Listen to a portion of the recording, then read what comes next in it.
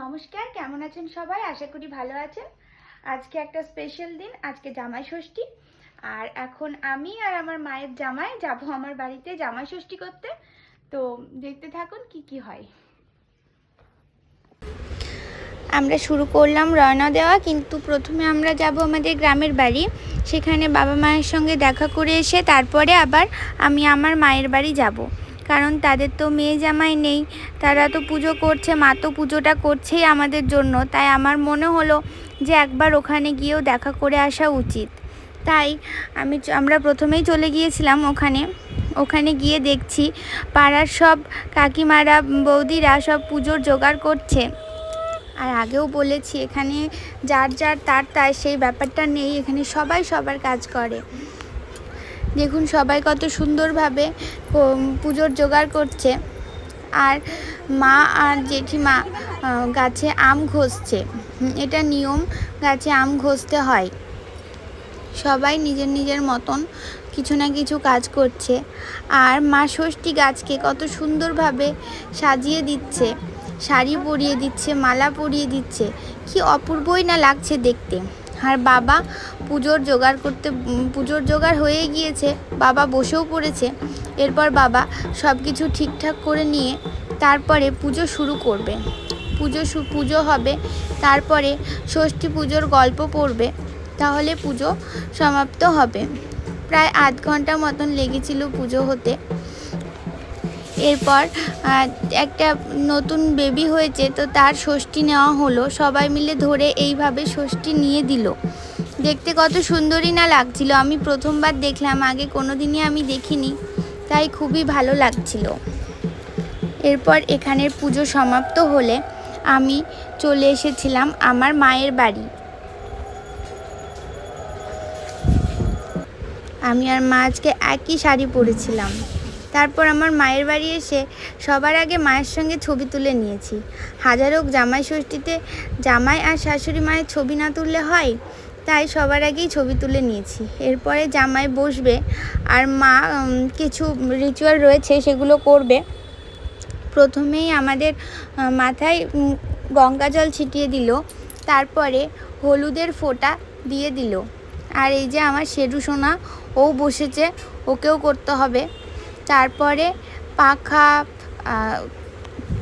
আরও কি ছিল, খেজুরের পাতা, খেজুর, করম চা, অনেকগুলো জিনিস ছিল, সেগুলো দিয়ে বাতাস করলো। আর হাতে তেল হলুদ দেওয়া সুতো মা ষষ্ঠীর ধাগা দিয়ে দিল।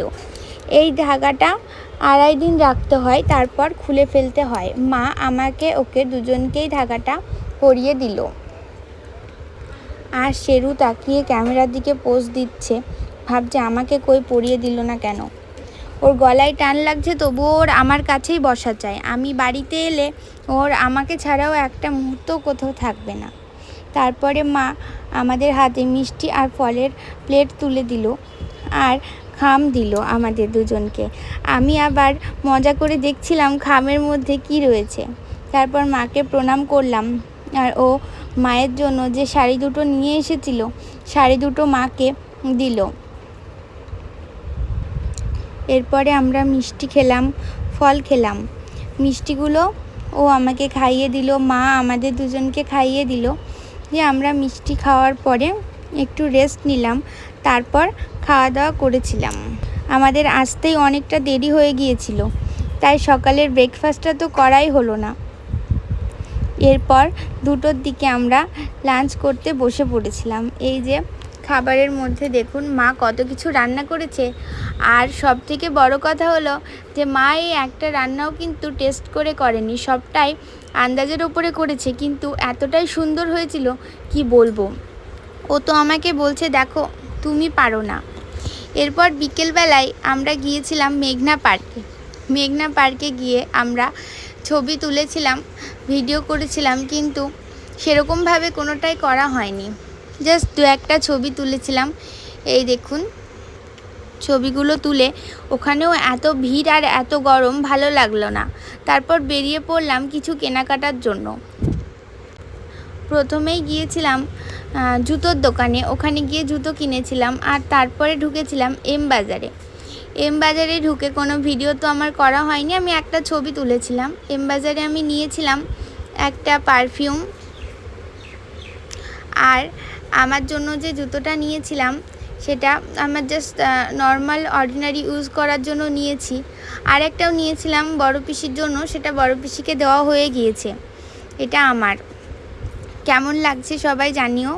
আর এই শাড়িটা নিলাম, এই শাড়িটা অ্যাকচুয়ালি আমার কাকিমার জন্য নেওয়া। তো আমরা যখন এলাম কাকিমা বলল যে ষষ্ঠীর দিন তো বাড়িতে খেতে হবে, তাই জন্য বলিনি।